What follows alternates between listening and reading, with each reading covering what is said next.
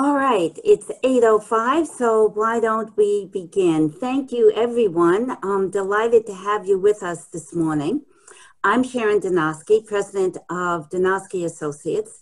A little bit about my background. I've been working in the nonprofit sector for almost 40 years. 16 of those was as a member of the senior administration for several hospitals. I was also vice president for a $54 million human service organization.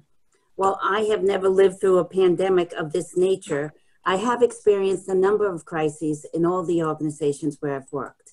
I'm very grateful to the Community Foundation for Greater New Haven.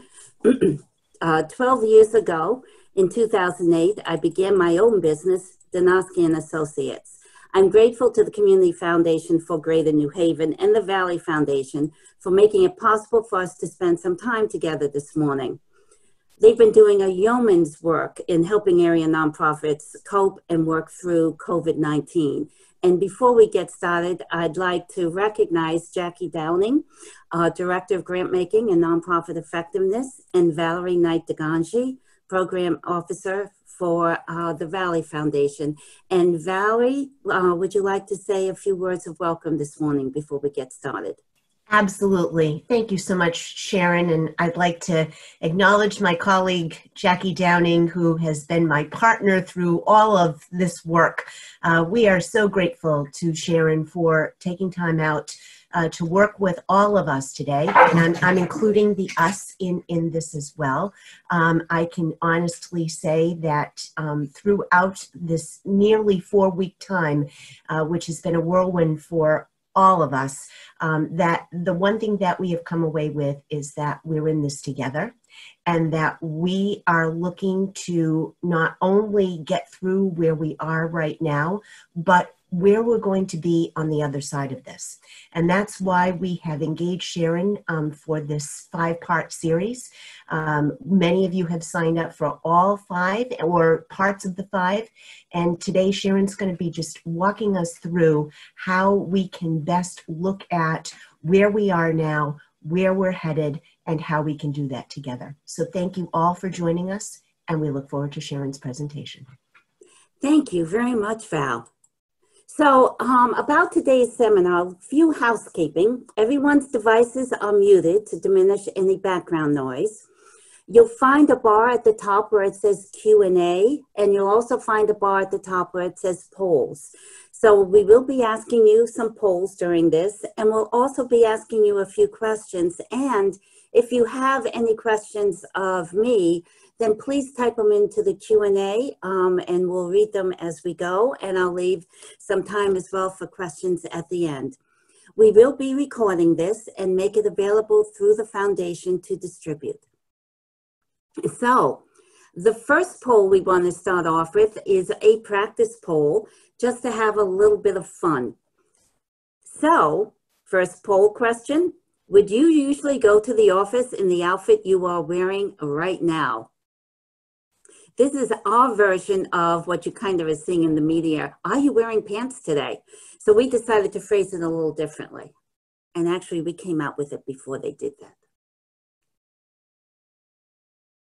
All right.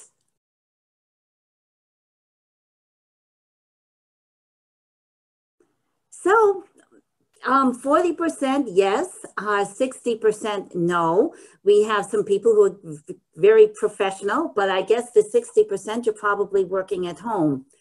Thank you. The next poll we'd like to ask in Q&A is, who wants to share one thing they're wearing but wouldn't wear in the office? For example, slippers, sweatpants, pajama bottoms.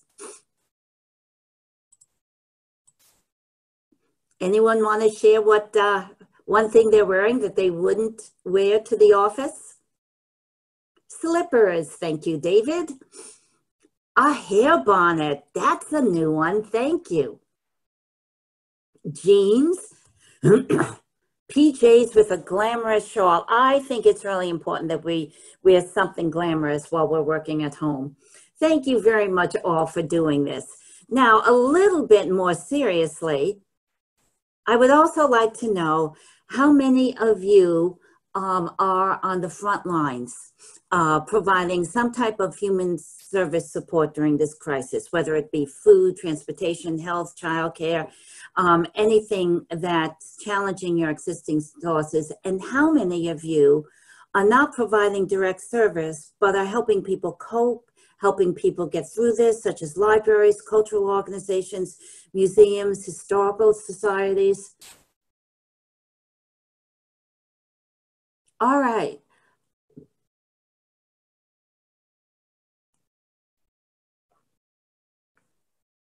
Thank you. So 80% of you are providing comfort and mutual support, and 20% of you are on the direct lines. So we're going to address both issues as we talk this morning. So this morning's topic is business continuity planning.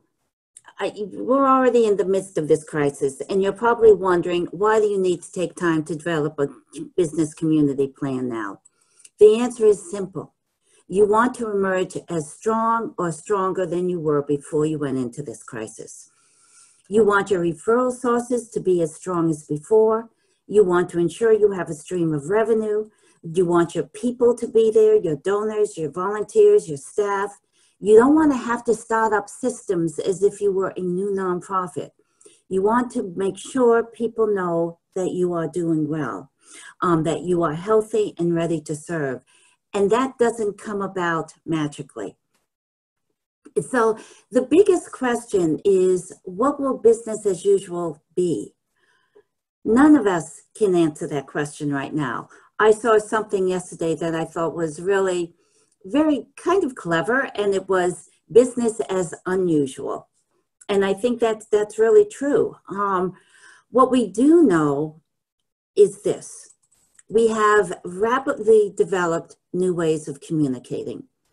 For most of us, 4 weeks ago, Zoom was not something that you did very often, and a lot of people hadn't heard of Zoom before 4 weeks ago. I know, in my own firm, we weren't doing webinars 4 weeks ago. And since this has started, I think this is about our 5th webinar to date. We have quickly triaged things that we think are more important. We found a number of virtual solutions for how we can do things and not necessarily be on site. But right now we're in the middle of the forest and have no idea what things will look like when we emerge. Furthermore, we pretty much have our eyes focused on the ground or straight ahead, just trying to get through the next day, get through the next day, get through the next day. I've heard so many people say, all right, we're just taking this one day at a time, which is great. But business continuity planning forces us to ask some critical questions that will help us emerge from the forest with new skills and a better understanding of what is critical for our nonprofit to flourish, come what may. So, what goes into business continuity planning? So if you look at the diagram, your nonprofit is right in the center, and there are a number of different circles all around it. For example, revenue. From referral sources to philanthropy. You need to think about that. Critical operations to continue in business. You can't shut down entirely or you won't be able to reemerge. You have to keep certain things going. You have to keep payroll, websites, communications going. Look at what restaurants are doing. So they shut down serving dinner at table, but they're still making meals and serving dinners. You have to think about your people, your staff, your volunteers, your board, your committee members, your clients' family, per diem staff. What is their role? What is their role now? How will you manage them or not lose them in the short term? How will you keep them in the long term? You also have to think about the critical equipment or capital needs and liquidity for you to continue. If you run a shelter or a museum or anything else, you can't just let it lie fallow. You have to attend to those things. All of these things that you have to consider. And business continuity plan addresses how you will maintain, enhance, and emerge again. First, I want you to stop and think about your sources of revenue. It would be budget time right about now, but I doubt very many of you are engaged in developing a budget. Nevertheless, you need to sit down and consider where your sources of revenue and where is your money coming from. While most nonprofits only have a few diversified sources, government contracts, grants, fee-for-service, philanthropy, what is happening to each of those sources of revenue? Where was your revenue coming from before COVID-19? How much from government, grants, grant revenue, philanthropy, fee-for-service? Were there new programs tied to grant revenue that you were hoping to launch next year? What was the financial condition of your organization prior to COVID-19? Then take a look and see how much of that revenue is sustainable now. Can that new program grant revenue be converted to operating revenue? I know foundations such as the in New Haven, they've been offering to convert your program revenue to operating revenue. What revenue is available to you in the short term from foundations, SBA loans, philanthropy? Have you called your funders and asked them if you can convert restricted revenue to operating revenue? A lot of them are doing it all over the state. And how much of that will be sustainable? What will that revenue in the short term translate into a longer sustainability plan? And what revenue are you at risk for losing? You need to write all of this down and track it, because this is the only way that you're going to figure out how you're going to reemerge when this is over. And you can't wait until the governor says, all right, these services can reopen. What are you going to be doing at that moment to be able to do it? So all of this has to be carefully pre-planned. We know that the new COVID-19 CARES Act offers a lot of opportunities for nonprofits, from low interest working capital to no interest loans to support for employees. The PPP is still open with some banks. From what I've heard, I was talking with one client yesterday who'd been talking with her bank, and they were going to apply yesterday. I think it's larger with some of the, more difficult with some of the larger banks from what we've heard. But from what I'm hearing on the front lines, if you work with a small community bank, you should call them, and you should explore whether or not you can still apply if you have not already done so. I have resources on my website that can point you to a number of things. I know the bridge loan in the state has been at least temporarily closed as that money has been used up, but there are still working capital loans through the IEDL and the Small Business Association.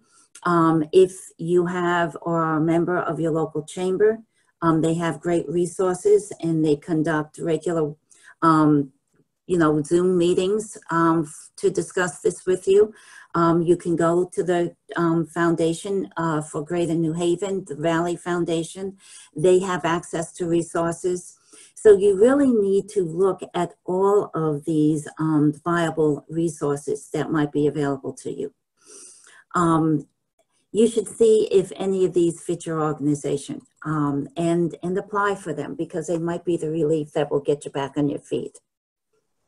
If you are on the front lines, you should be able to raise significant revenue during this time.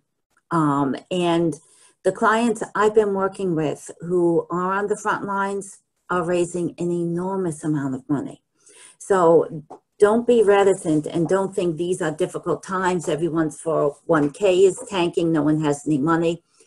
People are giving whatever they can, and they're being really, really generous. If you're not on the front lines, your fundraising might be temporarily stalled, but it doesn't have to be halted altogether. Next week, I'll be focusing on specifically how you go about fundraising during this period. But this is the time where you should be developing those relationships with your donors. You should be talking to as many donors as you possibly can. If your event is canceled, it's not necessarily a bad thing. You can still raise the same amount of money without holding the event. You just need to have conversations with your donors. And I always say the upside is you don't have to spend the costs. So this is a really good time to think about how you can engage your donors on the fundraising level, because I think a lot of our organizations are going to be able to reemerge stronger if they have taken this time to really help their donors see that you are their charity of choice. And finally, what do you project going forward? How much will it take to fully engage? How much money will it take to reinstate what you're doing before? And a really critical question that you should be asked, do you have to do everything the same way? There are opportunities for pursuing things differently that maybe weren't available to you before. As a matter of fact, I'll use one fundraising example. One of the organizations I work with, they had very little success with online fundraising. They'd been trying it for years. Their donors just like to write the checks. Their online fundraising right now is up about 200%. I think it's more than 200% than it's ever been, because people are responding. So this whole experience that we're going through and that we're coming out of is changing things from how we've done things before. Some things we'll go back to, some things we might never go back to. We have no idea what that is right now, but you need to evaluate and look at whatever the potential might be. So these are some of the things to think of. And if you have any questions, I invite you to go to the Q&A tab and type them in, and we can address them as we go. All right. I have one question. Great question. And I'll get into, we are in a support role, not front lines. Do we still fundraise now? In a passive way, the answer is yes. You should be talking to your donors. You should be looking at who are the top donors who make up 80% of your revenue. You should be calling them on the phone and saying, how are you? We're thinking about you. This is what's happened with our organization. Here's how we're managing right now. You know, we hope to emerge stronger. They may very well say to you, what do you need? And you need to have an answer. Your answer might be, right now, we're okay. But when we reopen our doors, we know we'll need X, X, and X, and this will cost so much money. So one way you're fundraising now is by having conversations with your donors. A second way that you're fundraising now is by communicating via e-blast, newsletters, whatever it might be, on a frequent basis, letting them know what services you are providing. For example, a symphony I was talking to yesterday is doing Monday musical moments. So they're trying to get their music out there and help people, and other symphonies I know are having concerts on Saturday nights. That takes staff, that takes some expertise. So even if you're in a support kind of role, you should be getting out to your donors, and then you can have if you'd like to help us, you know, maintain these programs, you know, please click here to give.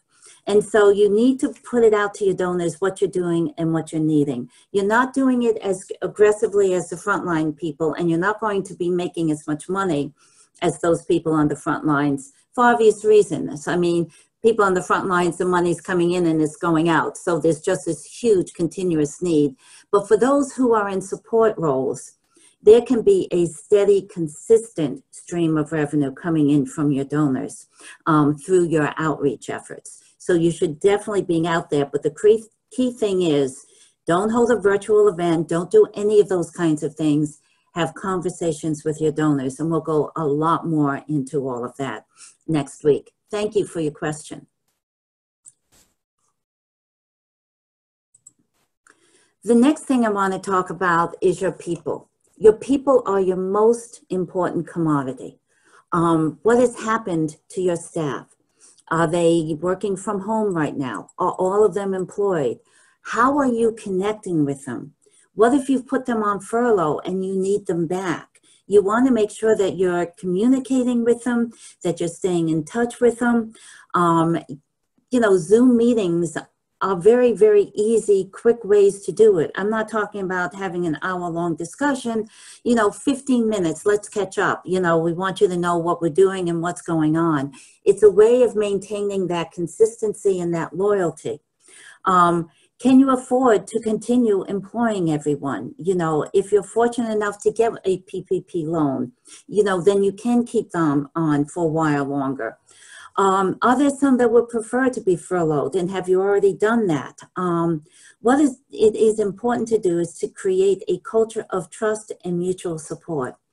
What happens with all of us as human beings is that when we don't have that interaction, we begin to suspect all kinds of things. We get paranoid. We're thinking, oh, they don't even care.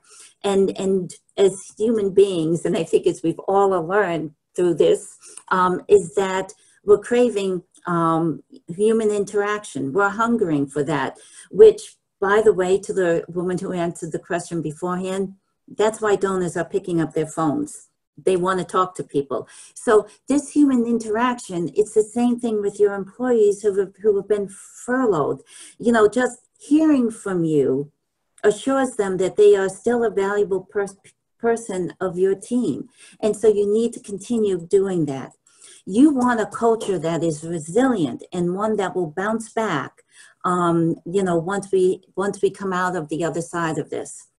Frequent and authentic communication is at the key of managing your people. You also want to have to consider potentially shifting roles of staff as the virus continues, and especially once this pandemic has abated. With changes that are being implemented, staff may need to work in different ways, may need to adjust. So creating a trusting and supportive culture now will help you emerge stronger and will help you work through whatever changes. It's not going to be an easy, lights go back on and everything's going to be the same as it was before.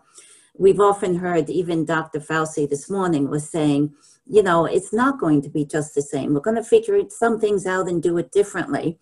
He's kind of scaring everyone and saying, we might never shake hands again. We might not. But the point is that whatever and however you need to do it, you need to build trust with the people that you are relying on who aren't in front of you every day. Also think about your volunteers.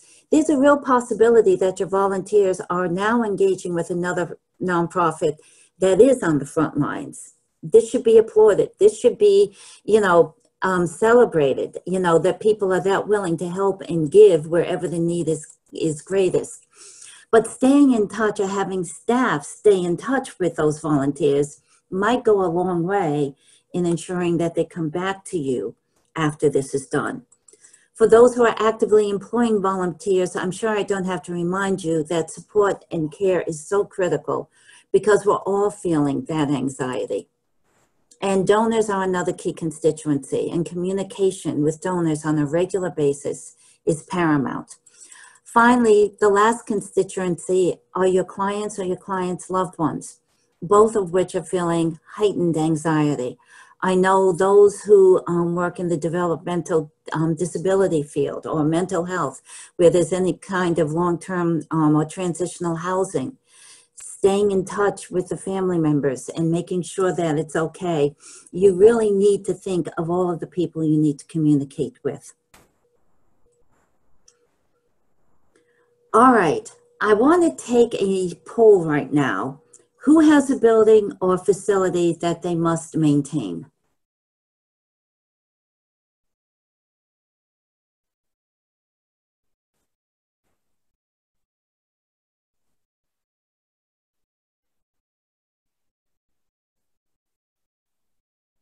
Okay, thank you. So over half of you have to maintain a building.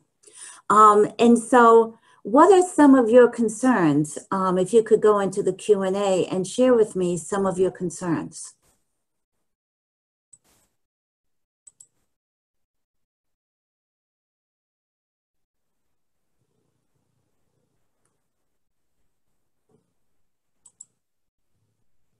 Any of you want to share what your concerns are?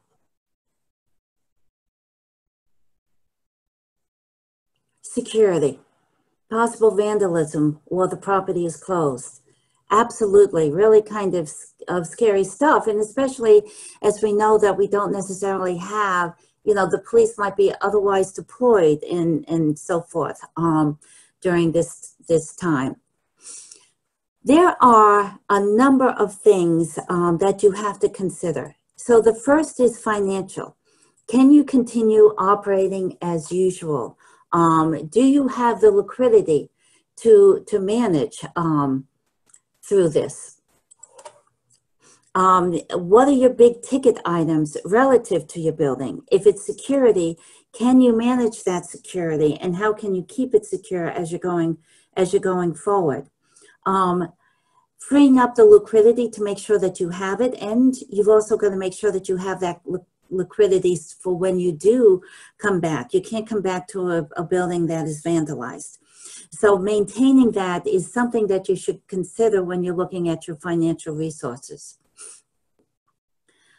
Is there any way that you can scale back, reducing expenses while redeploying those resources? Some of you have closed your facilities or combining operations in the short term. Allow for you and your staff and or your board members to engage in some what-if scenario planning. Do it more than once, because you might have a knee-jerk reaction to something and a week later it might appear a little bit differently. Other things you should think about other things that you should think about are your technology. What do you need to invest in terms of special resources? How's your IT platform functioning? Do you need to invest in your IT platform so that you can keep your constituencies together? Do you need to invest in active software? I know everyone ended up getting the free version of Zoom and then found out, yeah, you're kicked off after 40 minutes. You know, that's just a small example. One of my clients is now actively using telehealth, something they were planning on investing in and building up to gradually. Now it's become a lifesaver, literally. So you need to think of all of these contingencies. Everything is on the table. And don't just do your financial scenario planning, you know, once. You need to do it continually. I would recommend setting some time aside, at least once a week, to host a virtual war room where you can explain these ideas. I spent almost 2 decades as a vice president at different hospitals. While we never saw a pandemic, we saw a number of critical situations and crises that we had to work through. And any time we had a war room that was just dedicated to this. And we had the flip charts all over the wall, and we had the notes, and we had meetings, and we would come in and just brainstorm and take a pulse and see what's going on and how things are doing. We reviewed alternative scenarios and saw how they were working or not working. We looked at different options, and I said some of them were like, oh no, I would never consider doing that. And the next day come into the war room and say, you know, I need to reconsider that. So everything should be on the table. I'm sure some of you are doing that right now, and that's why I'm saying set up your virtual war room. Agree to meet with your key people in your organization. And that includes your board members, because board members can be a huge asset to you right now. Your board members can help you to brainstorm different things. Your board members can help you research what types of loans are out there and what might make sense for you. Some of your board members have supply chain background or critical problem thinking backgrounds that they need to deploy in their own work. They can bring those skills to the table. You know, this is the time to engage your board members. As executive directors, you don't have to do it all yourselves. And so you can definitely begin engaging them and start thinking of the what if scenarios. The other thing you want to think about is critical operating functions. What is absolutely essential for you to be in business now, and what will be absolutely essential for you to gear up business later? And you should be making a list. Think about all of your operations from the perspective of what you let go, from the perspective of how hard will it be if we let this go to gear it back up, to all of the kinds of things. If you are a symphony, excuse me, and you want to reemerge, you know, what's it going to take to get the musicians back? What's it going to take to get the venues? What's it going to take? All of these things have to be considered for you to reemerge. And when you're doing this, also do scenario planning. Think 3 or 4 months out from today. What if we drop this today? How hard will it be to bring back in 3 or 4 months? I also want you to think, what if there is a second phase of this pandemic, which some are predicting would happen around the fall? Maybe not as bad as what we're seeing now, but if you quickly have to go into, we have to go into social distancing mode again, how can you re-gear up? How can you go back? How can you preserve things? Learn from what you're doing now and think about how that you will come back from this. None of us know how long it will take. It most likely will not be over by the end of April. I think we can all feel pretty secure in knowing that. What about May? What about June? What will it take? And when things return to some semblance of normal, I hate using that word, it certainly won't be overnight, like a switch being turned back on. There are vendors who will have been forced out of business. There may be a huge demand for certain services with long wait times. A discussion about all of these implications are warranted. Anyone have any questions up to this point? Or comments or thoughts you'd like to share?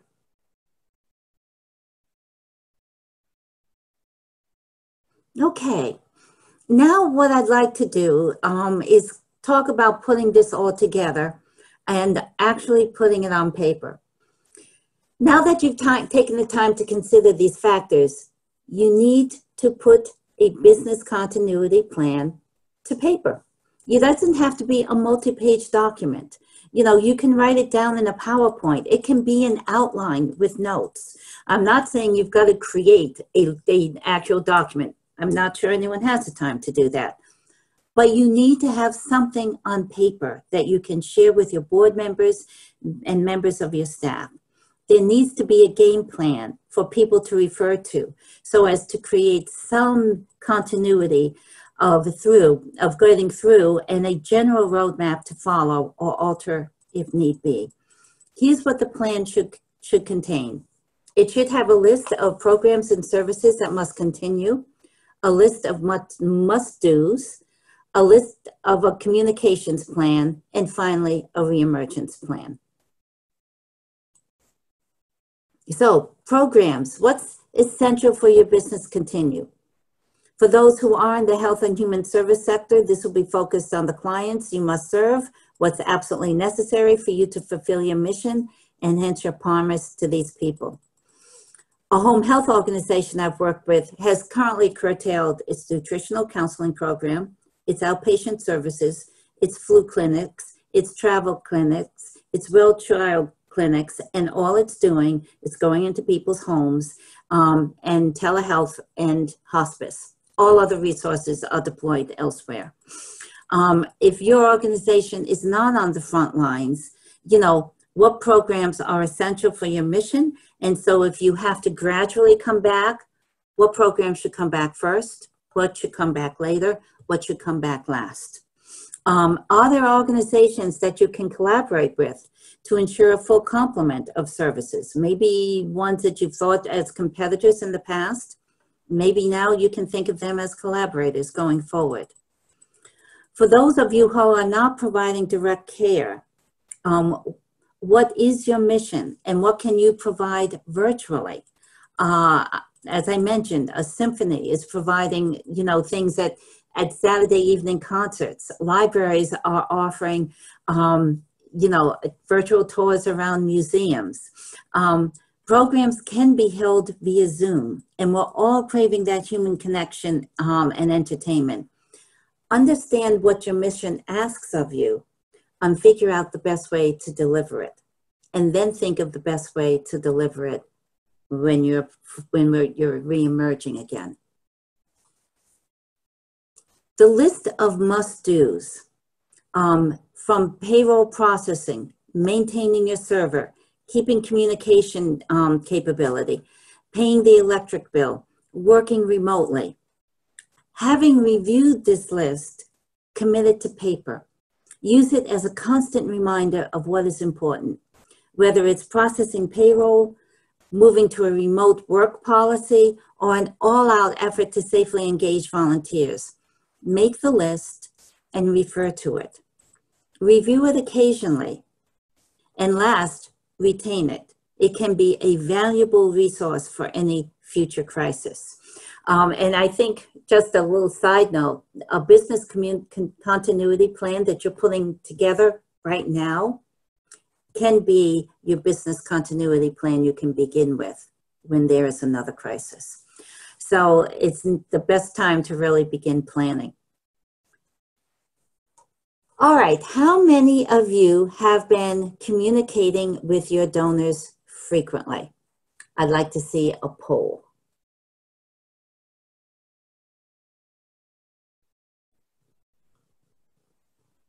All right, have you been communicating with your donors frequently? The poll is coming up now. And I think Juanita's bringing it up live. Not live yet. Okay, there it goes. I think the Zoom platform is having some challenges with all that they're supporting. So some of these things are a little bit delayed when they come up, more so than they used to be. All right. So I see 67, about 2/3 of you are saying yes, and 1/3 is saying no. All right, let's start the next poll. Have you been updating your staff on a regular basis?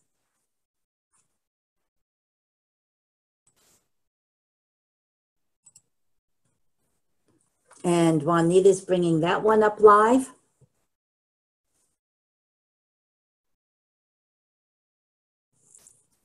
Okay, there we go.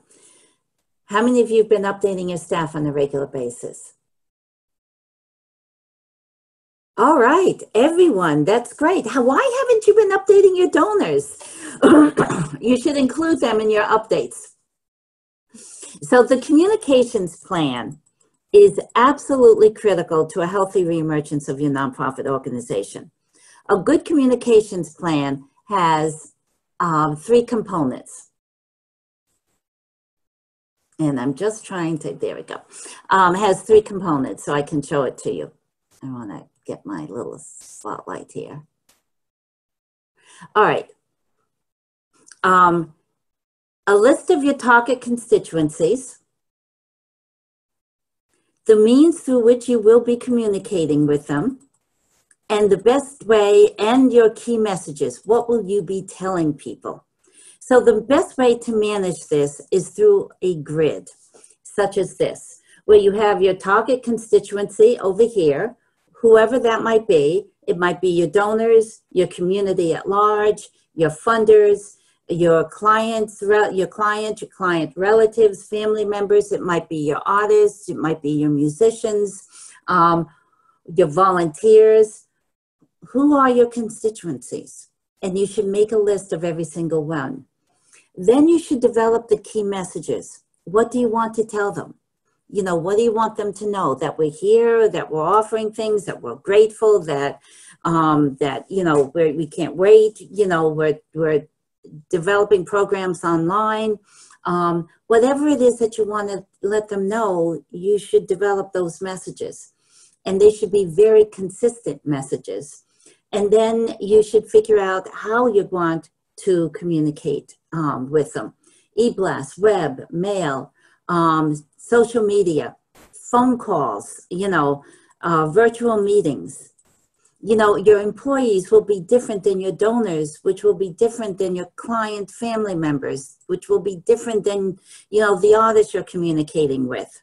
We will be addressing communication in greater detail in a few weeks. But for now, remember that it's important to communicate often. What you don't want to give is useless, inaccurate, or inappropriate information. And I'm going to give you one example that I think I was kind of horrified when I received it. It was from an organization I had worked with several years ago, and they're a great organization. They provide services to kids. They have great programs. Hadn't heard anything, and I'm on their, emails communication list, so I hear from them, every once in a while. Haven't heard from them since this began. Hadn't heard from them since the beginning of the year. And about 3 weeks ago, they communicated, and what they communicated was save the date, June 2nd, for our annual golf tournament. And when I received that, I said, are you kidding me? You're communicating about a potential event that none of us know what's going on. And you're not telling me how you're doing, how your staff is doing. You're not telling me whether your programs are operating or not operating, whether or not you're doing anything virtually. You sent me a save the date. That's what I would call useless, inaccurate, and inappropriate communications. So the next question, and perhaps the most important element of all of this plan, is how will you reemerge from this pandemic? Will it be with a sense of renewal, or will you come hobbling back? I want all of you to reemerge stronger than ever.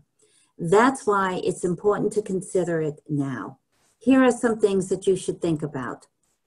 Will you bring everything back all at once on a certain date, or will you be phasing things in gradually? I know that we will get directives from our governor on how he recommends we should be doing that, and we will all follow those directives. But what will those directives mean to you? And when he says certain businesses or libraries can all function as normal, will you be doing it, at the same hours, with the same staff, with the same intensity? Will you be able to do it? Or will you have to phase things in? So you just need to think about how you're going to do that. Will there be changes in your business model? Are there things that you have done or learned during this pandemic that may be helpful to you as you resume services?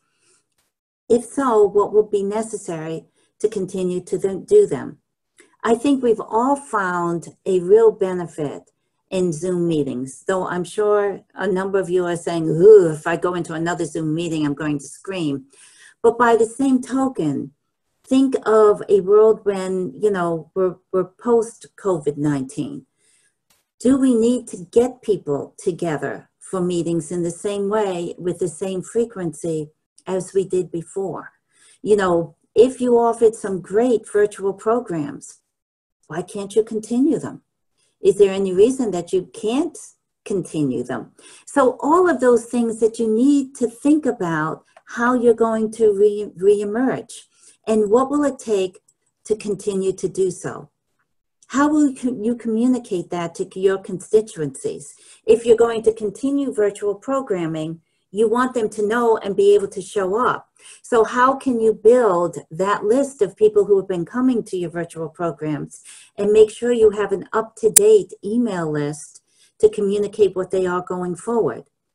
Will you need staff to pivot from the roles that they've been playing or what they would be doing previously to what you'll need them to do when services return. Again, if you continue with virtual programs, then your staffing's going to look a little differently than it's going to. You need to think about those things within the next couple of months before you reemerge. What are the financial ramifications? Does it make more sense to wean things back with some changes or to resume quickly?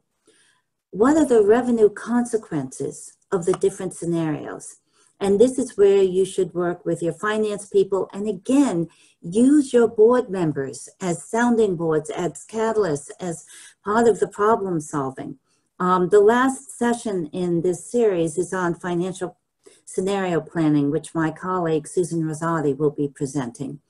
And it really is a matter of looking, look, if we want to do things this way, how does this impact revenue? How does this impact our expenses?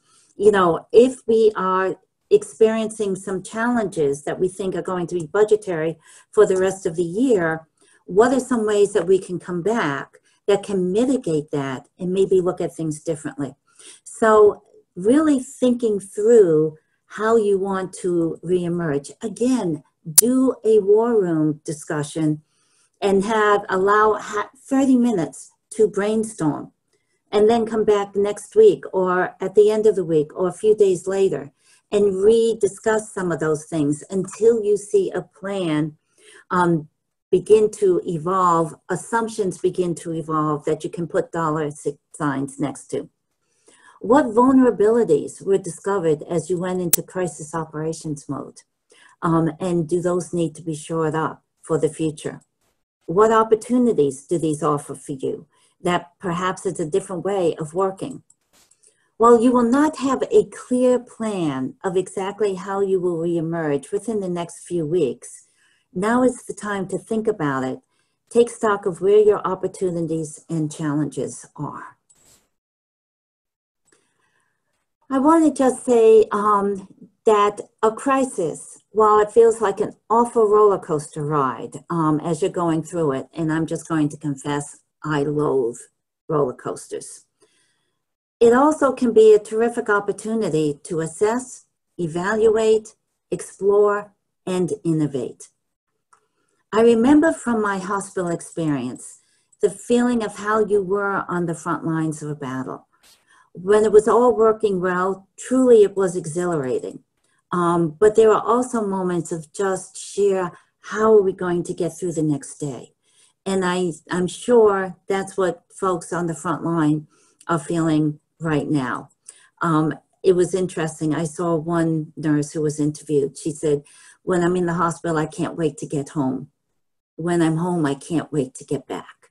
And so it's this push and pull. And that's why coming back after, you know, any kind of a crisis is a little like, you know, postpartum blues. What are we doing now? How do we need to operate?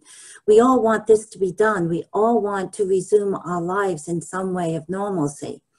But we need to think about that and what that's going to look like. And what is most striking to me is how we are seeing evidence of people's goodness, generosity, creativity, basic humanity. One organization I work with that's on the front lines raised over $500,000 in 3 weeks. Never had raised that much money. They were a strong fundraising organization.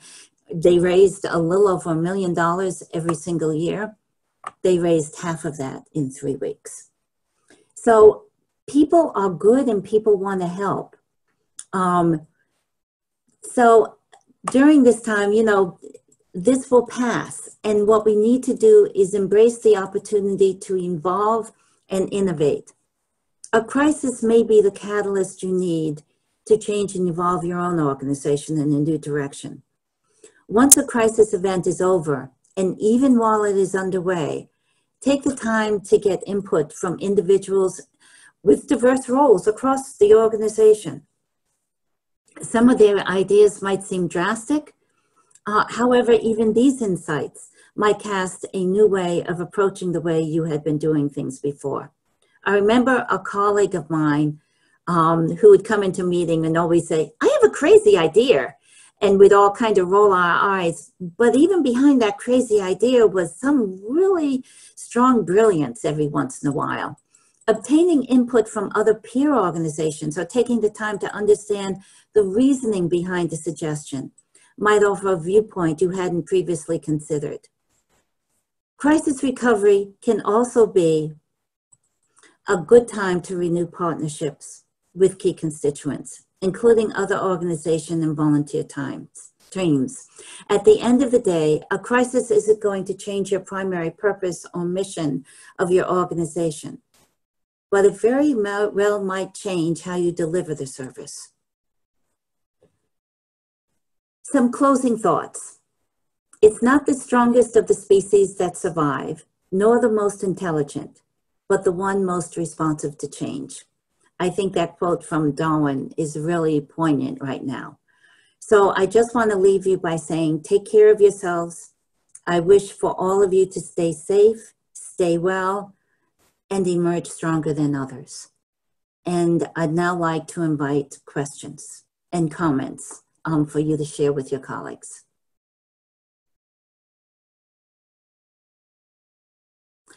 I also want to mention that I will be sharing the recording and the slides of this presentation with the foundation so that they can send it out to all of you.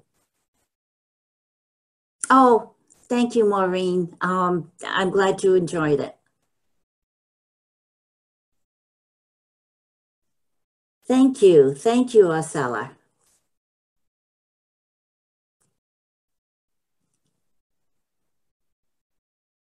No questions. All right, it's almost, oops, here's a few. Oh, thank you. Thank you very much. You're also so kind.